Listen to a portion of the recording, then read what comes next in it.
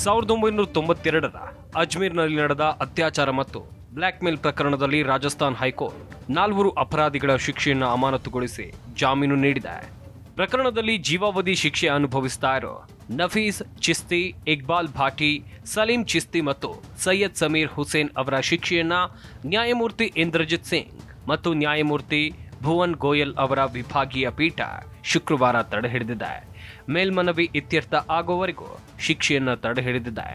4 ಆರೋಪಿಗಳ ಮೇಲ್ಮನವಿಯಲ್ಲಿ ಸಲ್ಲಿಸಲಾದ ಶಿಕ್ಷೆಯನ್ನು ಅಮಾನತುಗೊಳಿಸುವಂತೆ ಸಲ್ಲಿಸಲಾದ ಅರ್ಜಿಯನ್ನ ವಿಚಾರಣೆ ನಡೆಸುವಾಗ ನ್ಯಾಯಾಲಯವು 4 ಆರೋಪಿಗಳನ್ನ ಜಾಮೀನಿನ ಮೇಲೆ ಬಿಡುಗಡೆ ಮಾಡೋಕೆ ಕೇಳಿದೆ.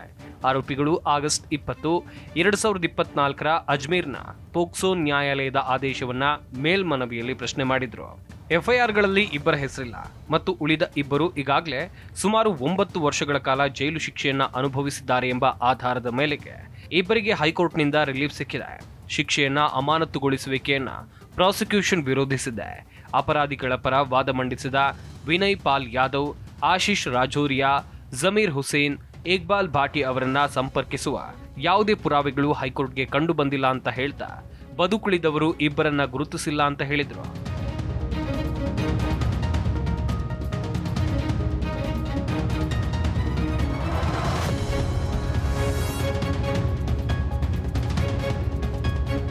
ಈ ಪ್ರಕರಣವು 1992ರಲ್ಲಿ ಅಜ್ಮೀರ್ನಲ್ಲಿ 100ಕ್ಕೂ ಹೆಚ್ಚು ಹುಡುಗಿಯರ ಮೇಲೆ ಅತ್ಯಾಚಾರ ಮತ್ತು ಬ್ಲ್ಯಾಕ್ ಮೇಲ್ಗೆ ಸಂಬಂಧಿಸಿದೆ.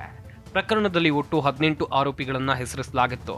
1998ರಲ್ಲಿ ಹೈಕೋರ್ಟ್ 4 ಆರೋಪಿಗಳ ಶಿಕ್ಷೆಯನ್ನ ಜೀವಾವಧಿ ಶಿಕ್ಷೆ ಅಂತ 10 ವರ್ಷಗಳಿಗೆ ಏರಿಸಿತ್ತು ಮತ್ತು ಇತರ 4ರನ್ನ ಖುಲಾಸೆಗೊಳಿಸಲಾಗಿತ್ತು. ಶಿಕ್ಷೆ ಅನುಭವಿಸಿದ ನಂತರ ಆರೋಪಿಗಳನ್ನ ಬಿಡುಗಡೆ ಮಾಡೋಕೆ ಸುಪ್ರೀಂ ಕೋರ್ಟ್ ಆದೇಶಿಸಿದ್ರೆ ಮತ್ತೊಬ್ಬ ಆರೋಪಿ ಸೊಹೈಲ್ ಗನಿ ಸುಮಾರು 29 ವರ್ಷಗಳ ಕಾಲ ತಲೆಮರೆಸಿಕೊಂಡು ಶರಣಾದ.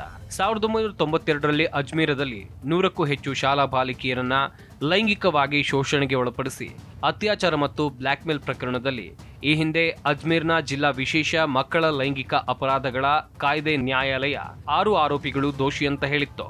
ಈಗ 4 ಆರೋಪಿಗಳ ಶಿಕ್ಷೆಯನ್ನ ರಾಜಸ್ಥಾನ್ ಹೈಕೋರ್ಟ್ ಅಮಾನತುಗೊಳಿಸಿ ಜಾಮೀನನ್ನ ಕೊಟ್ಟಿದೆ.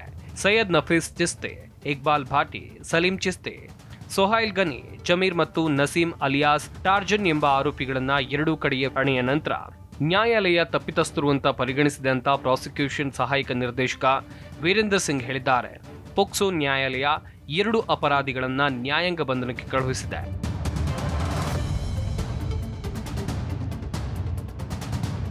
ಆರು ಆರೋಪಿಗಳ ಪೈಕಿ 5ರನ್ನ ಈ ಹಿಂದೆ ಜೈಲಿಗೆ ಕಳುಹಿಸಲಾಗಿತ್ತು. ಆದರೆ ಆರೋಪಿಗಳು ಪ್ರಸ್ತುತ ಜಾಮೀನಿನ ಮೇಲೆ ಇದ್ದಾರೆ. ಅವರಲ್ಲಿ ಸೈಯದ್ ನಫೀಸ್ ಚಿಸ್ತಿ 8 ವರ್ಷ, ಮುಂಬೈ ನಿವಾಸಿ ಇಕ್ಬಾಲ್ ಭಾಟಿ 3.5 ವರ್ಷ, ಸುಹೈಲ್ ಗನಿ 4 ವರ್ಷ, ನಸೀಂ ಮತ್ತು ಸಲೀಂ ಚಿಸ್ತಿ 7 ವರ್ಷ ಜೈಲು ಶಿಕ್ಷೆಯನ್ನು ಅನುಭವಿಸಿದ್ದಾರೆ. ಪ್ರಮುಖವಾಗಿ 4 ಅಪರಾಧಿಗಳಾದ ಅನ್ವರ್ ಚಿಸ್ತಿ, ಶಂಶು ಬಿಷ್ಟಿ, ಪುಟ್ಟನ್ ಅಲಹಾಬಾಡಿ ಅವರಿಗೆ ಜೀವಾವಧಿ ಶಿಕ್ಷೆಯನ್ನು ವಿಧಿಸಲಾಗಿದೆ. ಇದಾದ ಬಳಿಕ ಸುಪ್ರೀಂ ಕೋರ್ಟ್ ಅವರಿಗೆ 10 ವರ್ಷ ಜೈಲು ಶಿಕ್ಷೆಯನ್ನು ವಿಧಿಸಿದೆ. ಅದೇ ರೀತಿ ಪ್ರಮುಖ ಆರೋಪಿ ಸೈಯದ್ ಫಾರೂಕ್ ಚಿಸ್ತಿಗೆ ನ್ಯಾಯಾಲಯ 2007ರಲ್ಲಿ ಜೀವಾವಧಿ ಶಿಕ್ಷೆಯನ್ನು ವಿಧಿಸಿತ್ತು. ಆದರೆ ಸುಪ್ರೀಂ ಕೋರ್ಟ್ ಶಿಕ್ಷೆಯ ಪ್ರಮಾಣವನ್ನು 10 ವರ್ಷಕ್ಕೆ ಇಳಿಸಿತ್ತು.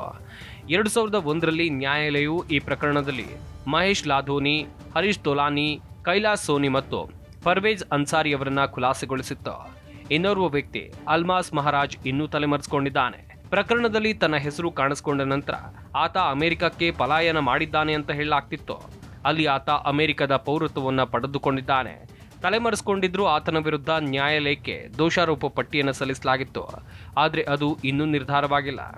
ಈ ಪ್ರಕರಣವು 1992ರ ಹಿಂದಿನ ಅಜ್ಮೀರ್ ಯೂತ್ ಕಾಂಗ್ರೆಸ್ನ ಅಂದಿನ ಅಧ್ಯಕ್ಷ ಫಾರೂಕ್ ಚಿಸ್ತಿ ಅವರ ಸಹವರ್ತಿ ನಫೀಸ್ ಚಿಸ್ತಿ ಮತ್ತು ಸಹಾಯಕರು ಅನೇಕ ಹುಡುಗಿಯರನ್ನ ತೋಟದ ಮನೆಗಳು ಮತ್ತು ರೆಸ್ಟೋರೆಂಟ್ಗಳಲ್ಲಿ ಪಾರ್ಟಿಗೆ ಕರೆದು ಮತ್ತು ಅಲ್ಲಿ ಮಾದಕ ವಸ್ತು ಮತ್ತು ಸಾಮೂಹಿಕ ಅತ್ಯಾಚಾರವನ್ನು ಎಸಗಿದ್ರು. ಅಲ್ಲದೆ ಅವರ ಅಶ್ಲೀಲ ಛಾಯಾಚಿತ್ರಗಳನ್ನು ತೆಗೆದುಕೊಂಡು ಬ್ಲ್ಯಾಕ್ ಮೇಲ್ ಮಾಡೋಕೆ ಶುರು ಮಾಡಿದ್ರು. ಕೊನೆಗೆ ಕೆಲ ಹುಡುಗಿಯರು ಧೈರ್ಯ ಮಾಡಿ ಪೊಲೀಸರ ಮೊರೆ ಹೋಗಿ ದೂರನ್ನ ಕೊಟ್ಟರು. ಆದರೂ ಸಂತ್ರಸ್ತೆಯರಿಗೆ ನಿರಂತರವಾಗಿ ಬೆದರಿಕೆಗಳು ಬರ್ತಾ ಇದ್ವು ಮತ್ತು ಅವರು ಪೊಲೀಸರ ಬಳಿಗೆ ಹೋಗಲಿಲ್ಲ. ಈ ಮಧ್ಯೆ ಅಜ್ಮೀರ್ನ ಸ್ಟುಡಿಯೋದಿಂದ ಕೆಲವು ಅಶ್ಲೀಲ ಛಾಯಾಚಿತ್ರಗಳು ಸೋರಿಕೆಯಾಗಿ ವೈರಲ್ ಆಗಿದ್ವು.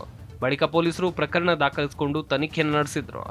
100ಕ್ಕೂ ಹೆಚ್ಚು ಶಾಲಾ ಬಾಲಕಿಯರ ಮೇಲೆ ಸಾಮೂಹಿಕ ಅತ್ಯಾಚಾರ ನಡೆದಿರೋದು ಬಹಿರಂಗ ಆಗಿದ್ವು.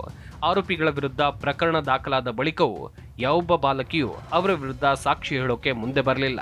ನಂತರ ಪೊಲೀಸರು ಛಾಯಾಚಿತ್ರಗಳ ಆಧಾರದ ಮೇಲೆ ಸಂತ್ರಸ್ತೆಯನ್ನ ಹುಡುಕೋಕೆ ಪ್ರಾರಂಭಿಸಿದ್ರು. ಬಲಿಯಾದವರಲ್ಲಿ ಕೆಲವರು ಆತ್ಮಹತ್ಯೆಯಿಂದ ಸತ್ರೆ, ಕೆಲವರು ನಗರವನ್ನ ತೊರೆದ್ರು. ಪೊಲೀಸರು ಕಷ್ಟಪಟ್ಟು ಕೆಲವು ಸಂತ್ರಸ್ತರ ಹೇಳಿಕೆಯನ್ನ ದಾಖಲು ಮಾಡಿಕೊಂಡು ನ್ಯಾಯಾಲಯಕ್ಕೆ ಸಲ್ಲಿಸಿದ್ರು.